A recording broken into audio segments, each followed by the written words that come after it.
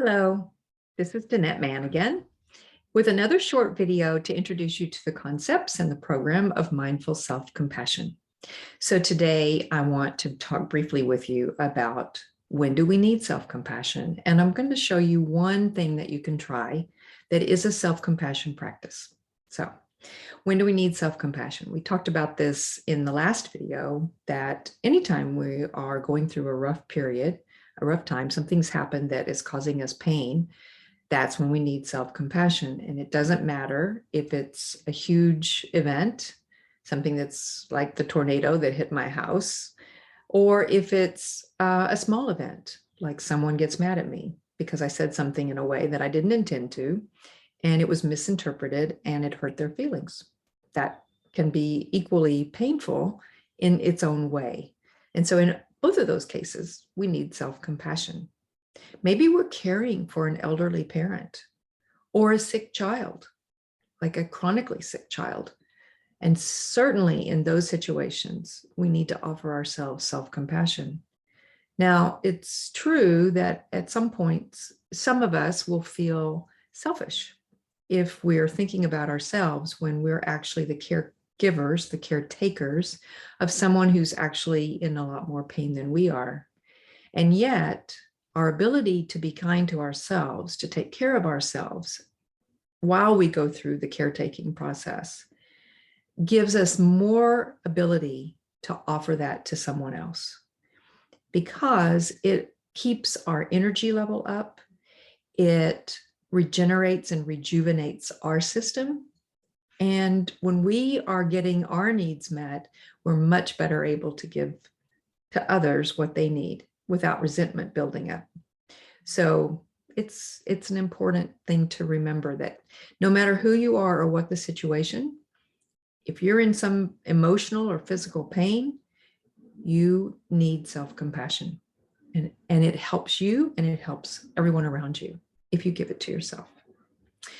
So I wanted to one of the big advantages of self-compassion over something like self-care is that self-care is done when we're not with other people. So if I have a really bad day, I might want to come home and drink a cup of tea and quiet, just have some time to recover. I might want to read. I might want to watch a TV show. I want to take a bath and light candles and just do something specifically to put me in a better place. Those are wonderful things. They're absolutely a part of self-compassion. However, with self-compassion, we can also do something for ourselves in the very moment that we are experiencing something that feels rough. So these informal, short little practices are absolutely astonishingly beneficial and effective. So I want to show you one, just something that you can try and see what you think. Now there's probably over 50. So if this one doesn't suit you, if it doesn't fit for you, there are plenty others that we will find one or two or three or five that you really like and can turn to in different situations.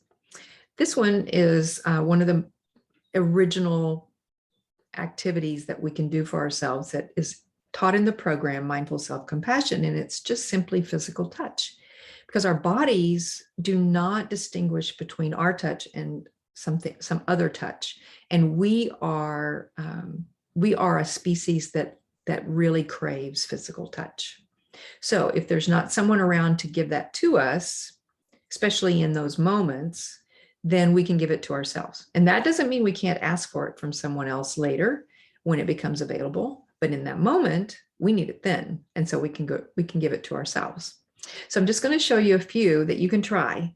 Some are more obvious, and you might not want to do them when you're in a public place. You might feel more self-conscious, but you can do them in private.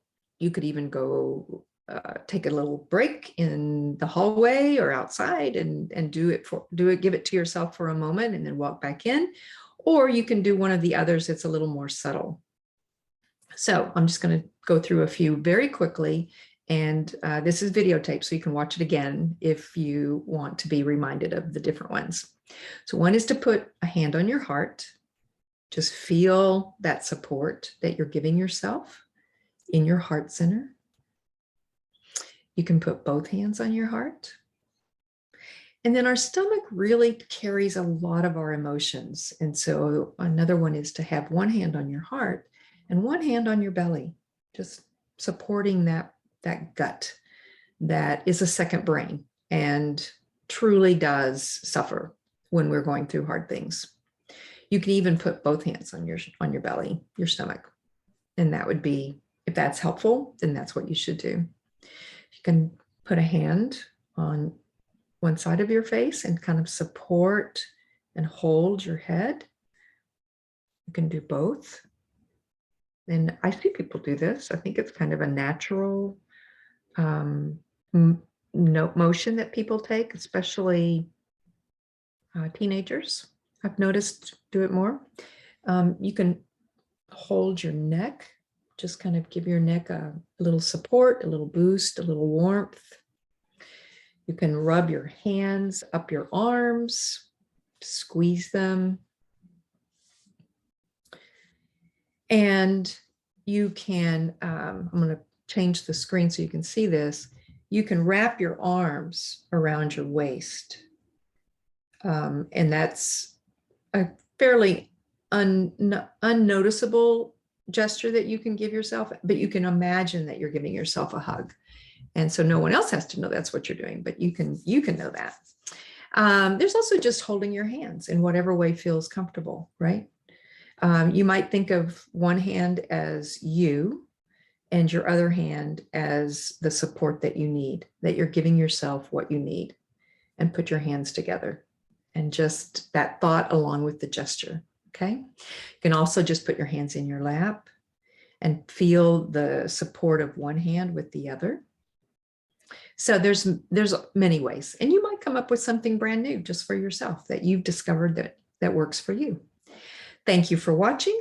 I really appreciate your attention and time, and I look forward to seeing you in the next video. In the meantime, be well, be happy, which is what we all aim for, and try this out. See what you think. All right, take care.